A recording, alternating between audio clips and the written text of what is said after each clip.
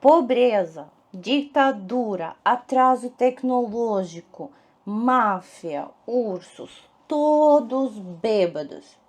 Chega. Nada disso é verdade.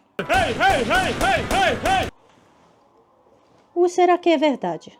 Eu vou lhe dizer, século XXI, as pessoas estão viajando ativamente, a internet está em todos os smartphones. No entanto, apesar disso, as pessoas continuam a acreditar em alguns estereótipos impostos pelo cinema e por alguns meios de comunicação. Qual é a primeira coisa que vem à sua mente quando você ouve a palavra Rússia? Como é a Rússia de fato? Hoje você descobrirá quais estereótipos são verdadeiros e quais estereótipos causam surpresa e confusão entre os russos. Os russos têm uma comida muito estranha e todos os pratos levam maionese. Esse é um estereótipo novo sobre nosso país. Aqui estão os pratos tradicionais russos. Холодец, селедка под шубой, arenque sobre um casaco de pele, окрошка, заливное из рыбы, baia de peixe. Pessoalmente, esses pratos são estranhos para mim, mas os russos os adoram. Entretanto, a Rússia é um país enorme, composto por 85 subunidades. Cada uma delas tem sua própria culinária regional com muitos pratos diferentes. Há alguns pratos incomuns, mas não são tão muito e não se pode chamar toda a culinária de estranha. Mas a maionese é uma história diferente. Eu não como maionese de forma nenhuma e não a adiciono a nenhum prato. É por isso que gosto mais de receber visitas do que de visitar. A culpa é da maionese. Um amigo nosso teve um bebê e os pais decidiram comemorar com convidados. Eles moram longe, por isso nos acordamos cedo. Antes de visitá-los, fomos a vários lugares diferentes para comprar presentes. Passamos o dia inteiro nisso e já estávamos com muita fome. Finalmente chegamos e vimos a mesa.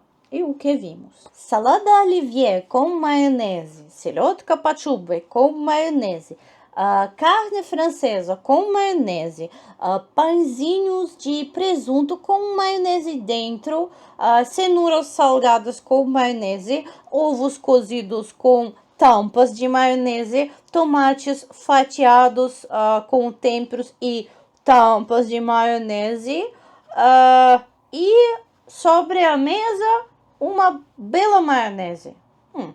Se tivessem colocado maionese no chá, eu não teria ficado surpresa. Fiquei chateada porque não havia nada para eu comer e todos me perguntaram por que eu não comia nada e eu inventei algo para não ser desrespeitosa. É sempre assim. Em toda festa, 90% da comida é maionese. Resumindo, a comida é normal, mas há pratos incomuns como todo mundo. E a maionese é adicionada a quase tudo e em todos os pratos. Eu gostaria de agradecer aqueles que me apoiaram com suas doações. Muito obrigada. Os ursos estão por toda parte na Rússia. Os russos os mantêm em casa como os animais de estimação, bebem com eles e brigam com eles. Esse é um estereótipo muito antigo. A Rússia tem o maior número de ursos do mundo, mais de 120 mil ursos. Mas há muitos outros animais na Rússia, como raposas e lobos. Então, por que o estereótipo é sobre os ursos? Na internet, frequentemente vimos vídeos de ursos entrando nas casas das pessoas em busca de comida. Se compararmos o número desses vídeos com o número das pessoas na Rússia, veremos que os próprios russos não veem ursos com muita frequência. Pessoalmente, nunca vi um urso na natureza. Para ver um urso, é preciso ir muito longe. E não é garantido que você vai gostar desse encontro. No entanto, apesar disso, esse estereótipo tem sido um dos mais populares entre os estrangeiros há décadas. E a pergunta que surge é: por quê? Durante séculos que os russos respeitaram a figura do urso, consideraram-no o mestre da floresta e fizeram dele o herói dos contos de fadas. Mas, ao mesmo tempo, para a classe camponesa, o urso também era uma fonte de lucro. As pessoas levavam filhotes de urso de 6 meses para casa, criavam-nos e os treinavam. Eles os treinavam a fazer truques simples e a repetir os movimentos de um ser humano. O urso era levado pelas ruas, acompanhado por músicos, dançava e coletava dinheiro. Nos mercados, os ursos fizeram apresentações circenses e às vezes eram colocados contra cachorros e eram organizadas lutas ferozes. Tudo isso era acompanhado de crueldade com os animais. E em 1867, o imperador proibiu os shows de urso. No entanto, muitos viajantes que visitaram o Império Russo naquela época viram e descreveram esse fenômeno em suas memórias, que se espalharam por todo o mundo. Após a proibição do imperador, os russos abriram a Academia de Ursos na Polônia. Nessa instituição, os ursos eram criados, treinados e vendidos para circos de todo o mundo. Circos de diferentes países compravam ursos e inventavam histórias de que eram ursos russos. Na Rússia, os ursos são animais de estimação, como cães ou gatos. Eles tocam balalaika, eles bebem vodka, dançam e lutam. Essa fama do urso se espalhou e os russos decidiram não resistir a ela, mas, ao contrário, fazer do urso seu símbolo. A propósito, na Rússia, nos últimos anos, está na moda criar raposas de estimação. Raposas não agressivas, especialmente criados que, em termos de comportamento, se assemelham a cães e gatos ao mesmo tempo. Portanto, os ursos são coisa do passado. Na Rússia, todo mundo bebe vodka todos os dias. Claro que não! Quem nunca ouviu este estereótipo? Provavelmente é o mais popular. Mas por quê? Século X. Na Pérsia, um médico e filósofo Abu Bakr Muhammad al-Razi isolou álcool etílico pela primeira vez. Ele era usado exclusivamente para a medicina e depois foi usado para criar perfumes. Depois disso, a descoberta de al-Razi foi repetida pelo monge italiano Valentius. No século XIV, embaixadores italianos trouxeram esse líquido para o príncipe de Moscou e disseram que era água viva e o espírito do vinho. Da palavra espírito veio a palavra russa spirit. Esse foi o primeiro contato que não levou a nada. Após 50 anos, a água viva novamente levada ao palácio e é explicado que é necessário beber. Devido à sua força, os russos começaram a diluir o líquido com água. No século XV, os russos começaram a produzir vodka por conta própria e no século XVI a exportá-la para os outros países. Na segunda metade do século XIX foi desenvolvido o padrão ouro da vodka, ou seja, sua fórmula ideal. Por isso, a qualidade da vodka melhorou e sua popularidade no mundo aumentou.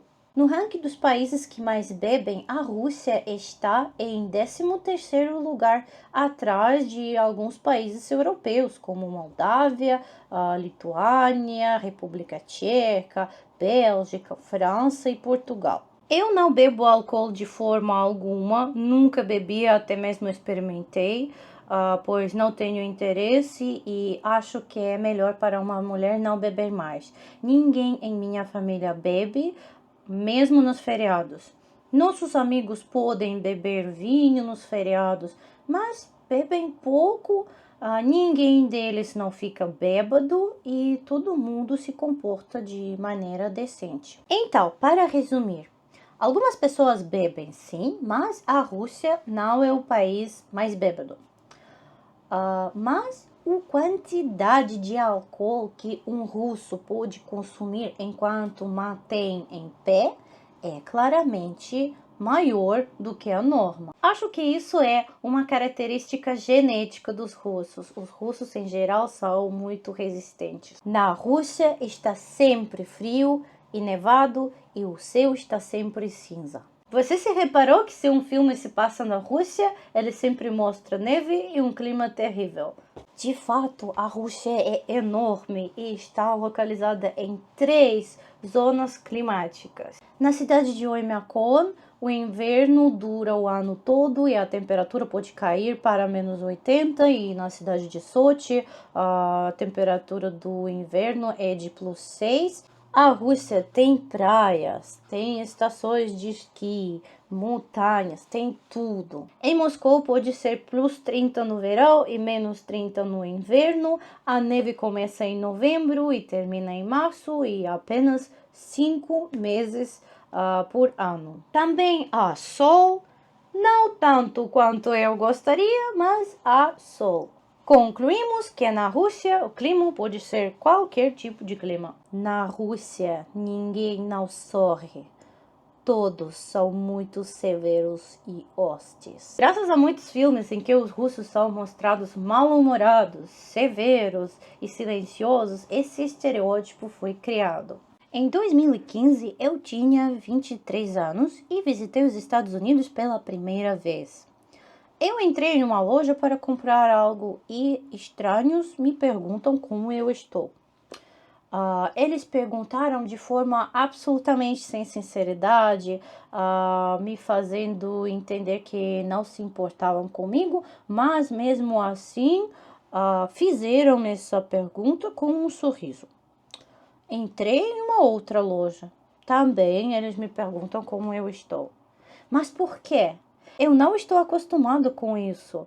É tudo falso e não há nada sincero. Na Rússia, se uma pessoa pergunta como você está, ela está realmente interessada em saber como você está. Se sorrirem para você em uma loja, é sincero. Se o vendedor estiver de mau humor, você verá. Ninguém vai fingir. Os russos são honestos e sinceros, e se eles o repreendem, é do fundo do coração. Você sempre verá claramente como um russo o trata, e nunca haverá nenhum mal-entendido. Há um provérbio em russo que diz: o riso sem motivo é um sinal de estupidez. Isso significa que se você andar pela rua apenas rir ou sorrir, você é um tolo. É por isso que há muitas pessoas por aí sem sorrisos. Imagine também que você mora em um lugar onde há neve e vento e de -20 graus. Você gostaria de sorrir e gargalhar na rua? Com seus amigos, os russos são muito sorridentes e amigáveis e gostam de rir e gostam de apoiar em momentos difíceis e são invariavelmente honestos. Eles lhe dirão tudo o que eles pensam sobre você sem enfeites. Se uma mulher grávida ou avô entrar no ônibus, todos cederão ao seu lugar. Se você se sentir mal na rua, eles o levantarão e chamarão uma ambulância. Sempre abrirão a porta. Se uma mulher idosa andar com sacolas pesadas, todos oferecerão ajuda. Isso é mais importante do que um sorriso falso e perguntas por trás das quais não há nada. Resumindo, não se deve julgar pela aparência e pelo sorriso, mas depende do que você prefere. Positividade sempre, mesmo que falsa, ou sinceridade, seja ela qual for. A Rússia tem mulheres bonitas e homens muito feios. A beleza é um termo muito subjetivo. O que eu gosto pode não ser do seu agrado e vice-versa. Há mulheres bonitas, há mulheres comuns, há mulheres não muito bonitas como em qualquer outro lugar. No entanto, em todo o mundo há uma fama sobre as belas mulheres russas. De fato, há muitas mulheres lindas no país.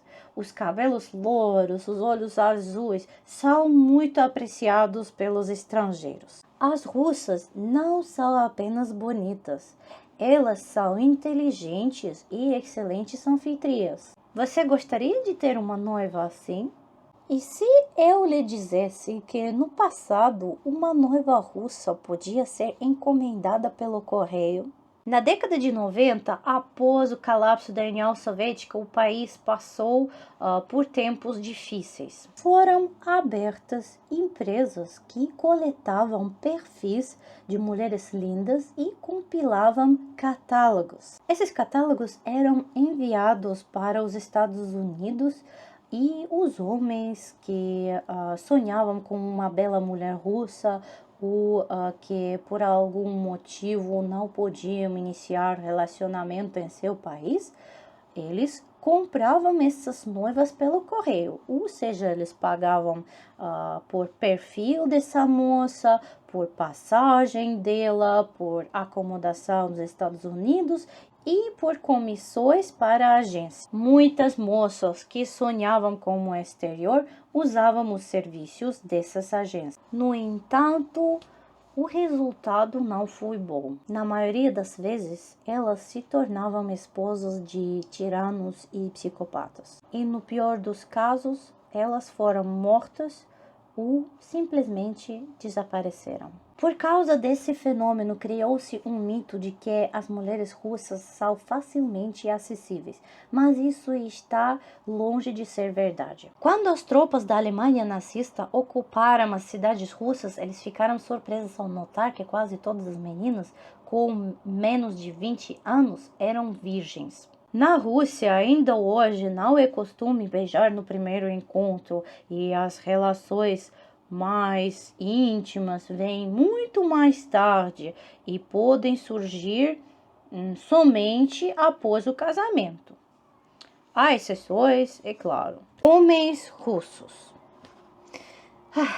É uma questão de gosto. Há mais mulheres do que os homens na Rússia. Isso se deve a eventos históricos, guerras e muitos outros motivos. Acontece que há muitas mulheres, todas elas são bonitas, mas não há homens suficientes para todas.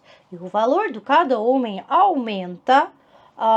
Eles não sentem competição e se sentem à vontade. Eles podem não prestar atenção em suas roupas, em sua forma física, porque ainda assim conseguem uma mulher bonita. Isso imprimiu uma marca em alguns provérbios russos. Ninguém não bebe água do rosto. Tipo, não importa se seu rosto não é tão bonito. Um homem deve ser um pouco mais bonito do que um macaco. Vai superar, depois vai amar. Isso significa que no início ela tolerará, não gostará dele, mas depois conhecerá seu mundo interior e o amará. E o mundo interior é algo completamente diferente. Os homens russos cuidam das mulheres. Se ele convida uma mulher para ir a um restaurante, ele paga por tudo. Oferecer a uma mulher que divida a conta pela metade na Rússia é um insulto e uma loucura. Ele não deixará que uma mulher que carregue as coisas pesadas. Ele abrirá uma porta, ele ajudará a vestir um casaco. Depois de encontro, ele chamará um táxi ou a levará pessoalmente para casa. A maioria dos homens russos é assim, mas há exceções. Resumindo, como em todo lugar, há homens bonitos, outros nem tantos. Isso é uma questão de gosto. Todos os russos estão ligados à máfia. Mais uma vez, graças ao cinema por essa fama. A maioria dos filmes americanos retrata os russos como vilões e criminosos. A máfia russa é tímida. Veja a performance desse comediante de stand-up. No momento de perigo, quando foi abordado por bandidos, ele começou a falar com sotaque russo e não foi tocado. Minha tia mora nos Estados Unidos e tem uma mercearia russa. Quando houve tumultos relacionados ao movimento BLM, Black Lives Matter, e a eleição presidencial, todas as lojas do seu bairro tiveram janelas quebradas e pichações. Eles não tocaram a loja dela, pois não queriam se envolver com a máfia russa, com a qual minha tia não tem nada a ver. Ou talvez eu não sabia de alguma coisa. O apogeu do banditismo na Rússia ocorreu na década de 90, a época mais difícil do país, como uma medida forçada para ganhar a vida. As gangues criminosas cresceram como cogumelos depois da chuva, disputando território entre si e extorquindo dinheiro dos empresários. No entanto, nossa polícia os combatia. As prisões estavam superlotadas. A prisão Christie, em São Petersburgo, agora está fora de atividade. Em uma cela como essa, havia 50 pessoas vivendo em uma cela para 10. Elas se revezavam para dormir. No momento, esse fenômeno está se diminuindo, mas isso não significa que a máfia deixou de existir. Não, ela está se tornando clandestina. E se antes eles costumavam extorquir dinheiro com arma em alguma loja, agora isso se transformou em fraude telefônica, fraude de cartão bancário. Em geral, a Rússia é um país muito seguro. Gravei um vídeo meu andando pelo centro de Moscou completamente sozinha e nem pensei que algo pudesse acontecer. Resumindo, nem todos os russos são ligados à máfia, mas eles apoiam de bom grado esse estereótipo, pois isso contribui para a sua segurança. O comunismo existe na Rússia. Novamente, graças aos filmes, todo mundo pensa que todos os russos são comunistas. Além disso, ele nunca existiu na Rússia. Sério, nunca mesmo. As pessoas apenas estavam construindo o comunismo e chegaram ao socialismo desenvolvido. O que isso significa?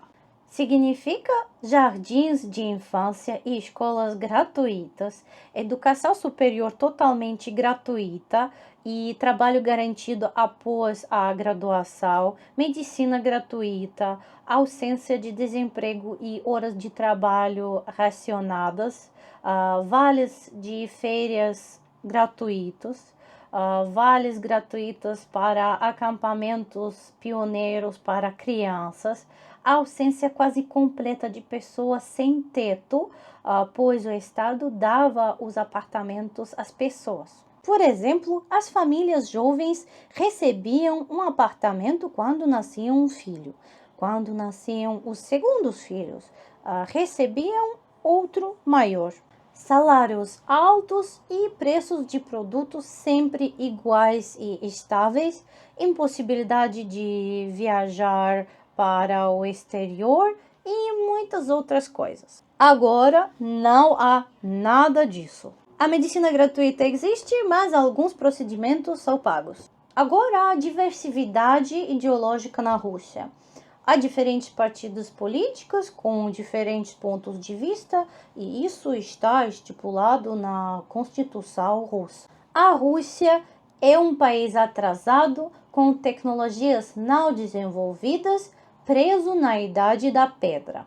Muitos estrangeiros veem a Rússia como um país tão atrasado graças ao cinema e à propaganda ocidental. É realmente assim? Eu vou ler, tá? Os russos inventaram o rádio, a TV, o videocassete, o telégrafo, a fotografia colorida, a comunicação móvel, a lâmpada, o laser, o motor elétrico, o helicóptero, o avião, o paraquedas, a bomba de hidrogênio, a usina nuclear, a solda elétrica, o monotrilho, o satélite artificial, construíram foguetes e foram os primeiros a lançar um homem ao espaço. Carro elétrico, baterias solares, ponte de madeira de arco único, coração artificial, descoberta da Antártica, tabela periódica de elementos químicos, algoritmo de classificação de links em mecanismos de busca, fundamentos teóricos da aviação, princípios de fisiologia da atividade nervosa superior e até mesmo o jogo Tetris, inventado pelos russos. Julieta, isso foi há muito tempo. Não há tecnologia na Rússia agora. Como se não houvesse? Olha, na Rússia, eles criaram o primeiro blockchain quântico que proporcionará maior proteção e alta velocidade de processamento de dados. Em 2016, inventaram uma cura para o ébola. Depois, o sistema de defesa ativa Afghanit é capaz de derrotar todas as munições modernas e avançadas com qualquer nível de proteção a uma velocidade de mais de 1.000 metros por segundo.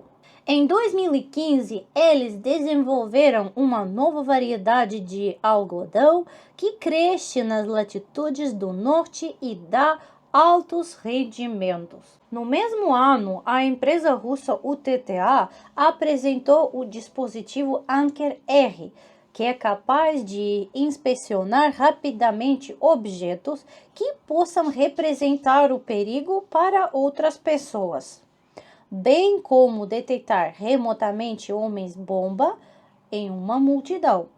Até o momento, o dispositivo não tem análogos no mundo. Os cientistas da Universidade Estadual de Voronezh desenvolveram a água sólida em 2015. Essa preparação na forma de pellets é usada para irrigação de terras com clima seco. Assim, 1 quilograma desses grânulos pode absorver até 500 litros de água. O uso de água sólida acaba sendo muito mais eficiente e lucrativo do que irrigação convencional. Em 2009, Dubna, é uma cidade, recebeu pela primeira vez o 717º elemento do Sistema Periódico de Elementos Químicos de Mendeleev, o TNC, cujas propriedades químicas não haviam sido estudadas até o momento. Esta é a aparência do centro de negócios da cidade de Moscou. E aqui estão esses maravilhosos robôs que entregam comida em nossas casas. Resumindo, a Rússia tem tecnologia, tem cientistas e descobertas e até mais do que muitos países do mundo. Tem fome e pobreza na Rússia e os russos têm salários muito baixos, cerca de $100. Quantos comentários desse tipo eu recebi no vídeo com os preços dos alimentos? Vamos chegar ao fundo da questão. Há 20 bilionários russos em dólares na lista da Forbes de 2024 e há 125 bilionários russos em dólares na lista russa. Bilionários. E quanto às pessoas comuns? O salário mínimo na Rússia em 2024 é de 19.242 rublos por mês. Ninguém recebe esse salário. Ninguém. Na maioria dos casos, as pessoas recebem salário médio, que é 40.368 rublos. Eu já fiz o vídeo sobre o custo de vida na Rússia e o salário de diferentes profissões. Você pode vê-lo aqui. Imposto de renda, 13%. Imposto sobre a compra de carro, 13%. Imposto sobre propriedade, 0,1% do valor cadastral. Os russos estão viajando ativamente e, ao contrário da propaganda ocidental, nossas lojas têm de tudo. Eu já fiz 2 vídeos com preços em supermercados com tradução em reais e você pode vê-los aqui. Conclusão: como em qualquer outro lugar, há ricos, há pobres, mas a estratificação da sociedade não é muito grande. As pessoas têm educação escolar gratuita com uma possibilidade de educação superior gratuita. Isso dá às pessoas a oportunidade de trabalhar e ganhar dinheiro. Vocês têm uma ditadura na Rússia. Vocês proibiram homossexualidade. Vocês proibiram testemunhas de Jeová. Vocês têm censores e não podem dizer a palavra guerra. Que pesadelo. Tudo isso parece terrível. Vamos esclarecer isso. Uma ditadura pressupõe um partido político e nós temos muitos e todos eles são diferentes. Há partidos de oposição, Há uma mídia independente, há leis, há tribunais e tudo funciona. Sobre a homossexualidade. Na Rússia entrou em vigor uma lei que proíbe a propaganda de relações sexuais não tradicionais e a mudança de sexo. Isso não significa que você não pode ser gay na Rússia, mas sim que seus filhos não verão os fotos e vídeos sobre esse assunto na escola e não serão informados que isso é legal, incomum e vale a pena a experimentar. Não serão mostrados os homens se beijando na televisão. Você pode ser gay, ninguém não se importa com quem você prefere fazer sexo, desde que seja voluntário e não seja divulgado. Os casais heterossexuais não exibem seus relacionamentos. Ninguém se beija na rua, todos se comportam com moderação e decência, e isso também vale para os gays. Em geral, as Testemunhas de Jeová são uma organização pacífica. Ela tem filiais em muitos países do mundo e, de repente, a Rússia proíbe essa organização religiosa. Por quê?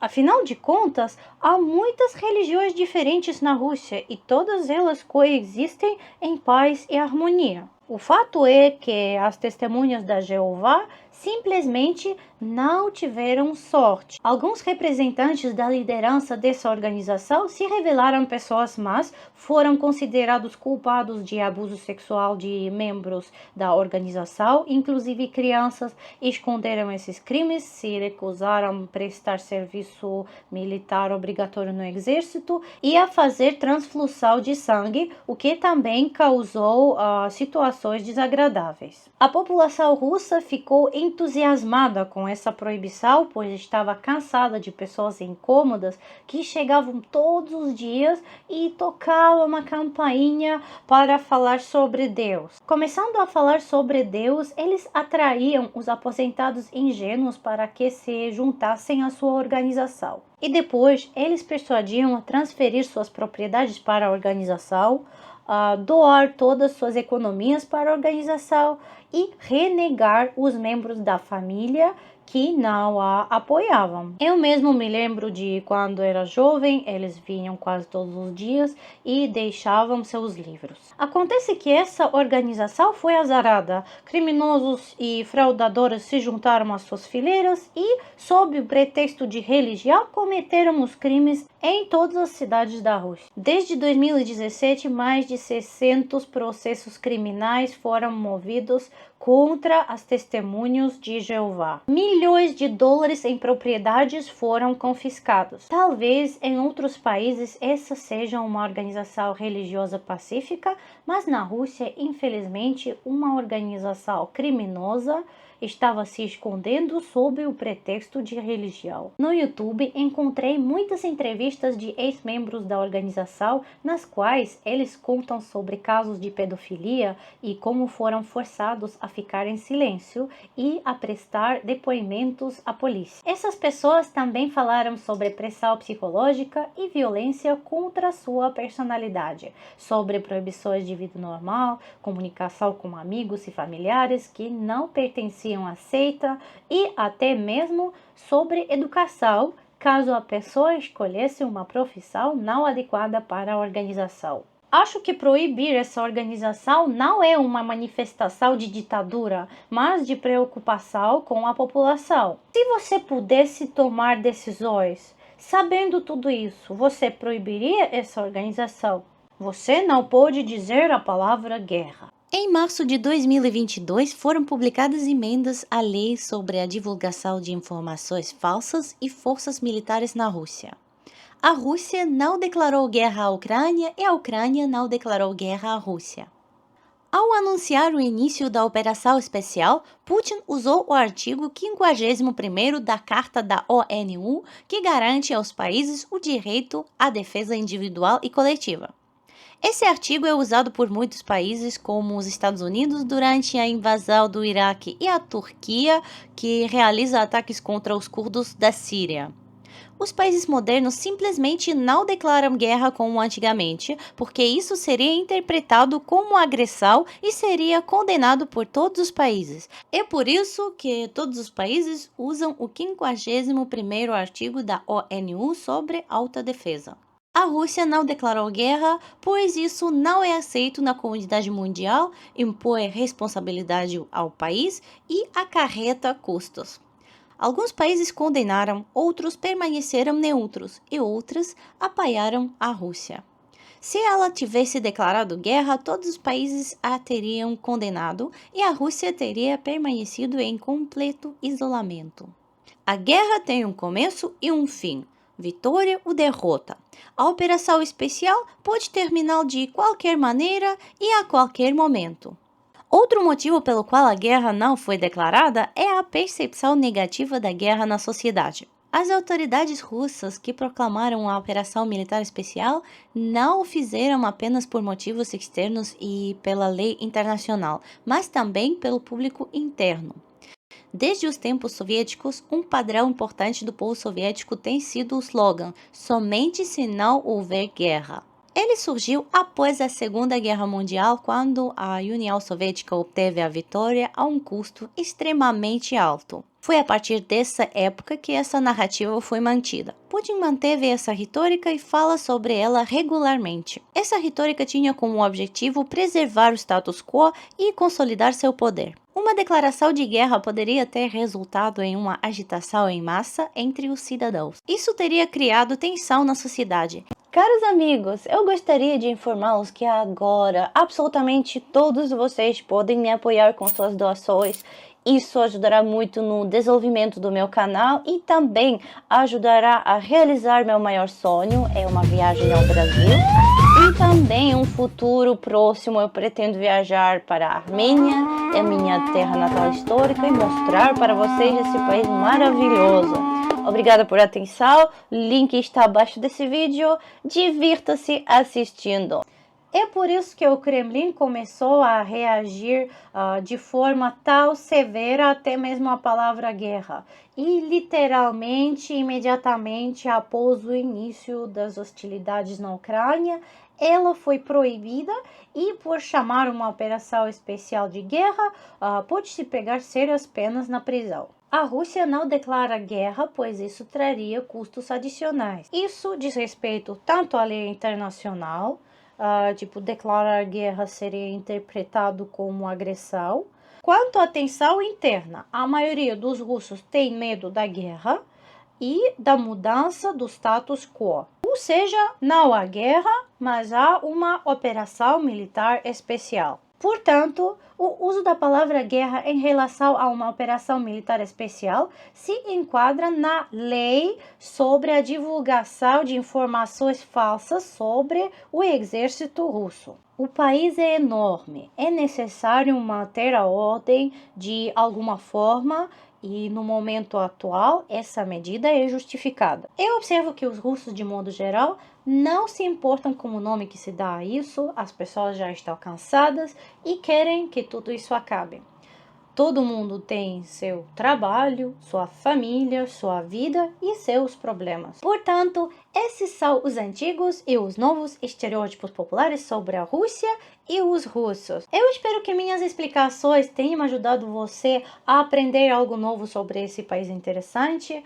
Obrigada por atenção. Por favor, deixe seus likes, se inscreva no meu canal e escreve nos comentários o que você achou de tudo isso. Até os próximos vídeos. Tchau, tchau!